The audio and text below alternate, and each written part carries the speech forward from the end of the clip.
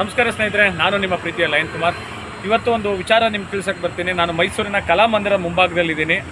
ನಮ್ಮ ಕಲಾಮಂದಿರದ ಮುಂಭಾಗದಲ್ಲಿ ಏನಕ್ಕೆ ವಿಡಿಯೋ ಮಾಡ್ತಾ ಇದ್ದೀನಿ ಅಂದರೆ, ಹೊರ ರಾಜ್ಯದಲ್ಲಿರುವವರಿಗೆ ಅವರ ರಾಜ್ಯದಲ್ಲಿ ಇದೇ ಥರ ಕಲಾಮಂದಿರ ಇದ್ದು ಆ ರಾಜ್ಯದಲ್ಲಿ ನಮ್ಮ ಕನ್ನಡಿಗರು ಈ ಥರ ಶೆಡ್ ಹಾಕೊಳ್ಳೋಕೆ ಏನಾದರೂ ಬಿಟ್ಟಿದ್ರೆ ನಾವು ಇವರಿಗೆ ಶೆಡ್ ಹಾಕೊಳ್ಳೋಕೆ ಬಿಡ್ಬೋದು. ಈ ಥರ ಸುಮಾರು ಜನ ಮಡಿಕೆ ಮಾರೋರು ಅನೇಕ ವ್ಯಾಪಾರಗಳ ಮಾಡಿಕೊಂಡು ನಮ್ಮ ಮೈಸೂರನ್ನ ಆಕ್ರಮಣ ಮಾಡ್ತಾ ಇದ್ದಾರೆ, ನಮ್ಮ ಮೈಸೂರನ್ನ ಹಾಳು ಮಾಡ್ತಾ ಇದ್ದಾರೆ. ಇವ್ರನ್ನ ನೋಡೋಣ, ತೋರಿಸ್ತೀನಿ ನಿಮಗೆ. ಈ ಒಂದು ಜಾಗದಲ್ಲಿ ಎಷ್ಟು ಜನ ಇದ್ದಾರೆ. ಅದು ನಮ್ಮ ಮೈಸೂರು ಕಲಾಮಂದಿರ, ನಮ್ಮ ಮೈಸೂರಿನ ಮಹಾರಾಜರು ಓಡಾಡಿದ ಜಾಗಗಳು. ನಮ್ಮ ಮೈಸೂರಿನ ಕಲಾಮಂದಿರದ ಮುಂಭಾಗದಲ್ಲಿ ಇವ್ರು ಎಷ್ಟು ಫ್ಯಾಮಿಲಿಗಳಿದ್ದಾರೆ ನೋಡಿ. ಇವರು ಇದು ವ್ಯಾಪಾರ ಮಾಡೋಕೆ ಹಾಕಿದ್ದಾರೆ. 10 ಅಡಿ ಜಾಗ ಕೊಟ್ಟರೆ ಅದಕ್ಕೆ ಕೇಸ್ ಹಾಕೊಂಡು 10 ವರ್ಷ ಮಾಡ್ತಾರೆ.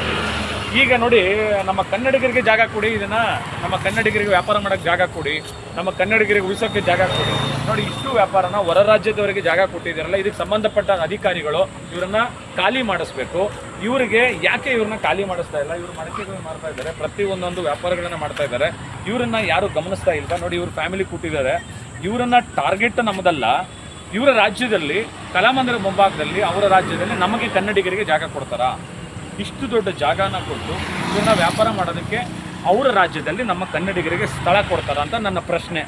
ಈ ವಿಡಿಯೋನ ಪ್ರತಿಯೊಬ್ಬರು ಶೇರ್ ಮಾಡಿ. ಈ ಥರ ತುಂಬ ಜನ ನಮ್ಮ ಮೈಸೂರಲ್ಲಿ ವ್ಯಾಪಾರಗಳನ್ನು ಮಾಡ್ತಾ ಇದ್ದಾರೆ. ಆ ವ್ಯಾಪಾರವನ್ನು ನಿಲ್ಲಿಸಬೇಕು ಅನ್ನೋದು ನನ್ನ ಉದ್ದೇಶ ಅಲ್ಲ.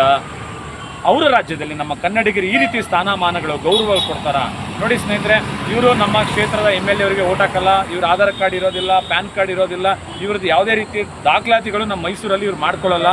ಇವರು ಓಟ್ ಬಂದರೆ ವರ್ಷಕ್ಕೊಂದ್ಸರಿ ಹೊರಗಡೆ ಹೋಗಿ ಓಟ್ ಹಾಕ್ತಾರೆ. ಅವರ ರಾಜ್ಯದಲ್ಲಿ ಇವ್ರು ಚೆನ್ನಾಗಿರ್ತಾರೆ. ನೋಡಿ, ಇವ್ರನ್ನ ವೀಡಿಯೋಗಳನ್ನು ಪ್ರತಿಯೊಬ್ಬರನ್ನು ತೋರಿಸ್ತೀನಿ ನೋಡಿ.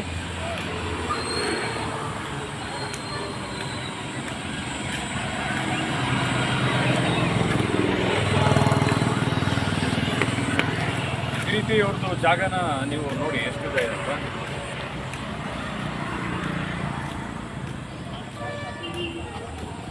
ಎಲ್ಲಿಂದ ನಮ್ಮ ಕಲಾಮಂದಿರದ ಮುಂಭಾಗದಲ್ಲಿ ಎಷ್ಟು ಜಾಗನ ಆಕ್ರಮಣ ಮಾಡಿದ್ದಾರೆ ನೋಡಿ.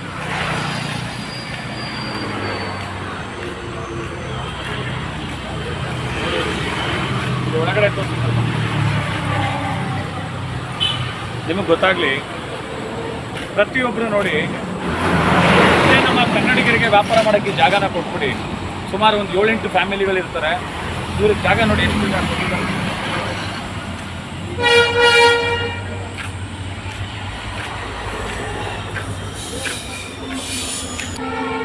ನೋಡಿ ಸ್ನೇಹಿತರೆ, ನಮ್ಮ ಮೈಸೂರಿನ ಕಲಾಮಂದಿರದ ಮುಂಭಾಗದಲ್ಲಿ ಮೇನ್ ರೋಡ್ ಇದೆ.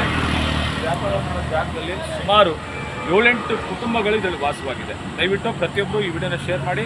ಪ್ರತಿಯೊಬ್ಬರು ಇದಕ್ಕೆ ಪ್ರಶ್ನೆ ಮಾಡಿ. ಇದನ್ನು ನಾನು ಮಾಡ್ತಿರುವಂಥ ವಿಡಿಯೋ ಸರಿ ಇದೆಯೋ ತಪ್ಪಿದೆಯೋ ಕಮೆಂಟ್ ಮಾಡಿ ತಿಳಿಸಿ. ನಮಸ್ಕಾರ. ಜೈ ಕರ್ನಾಟಕ ಮಾತೆ.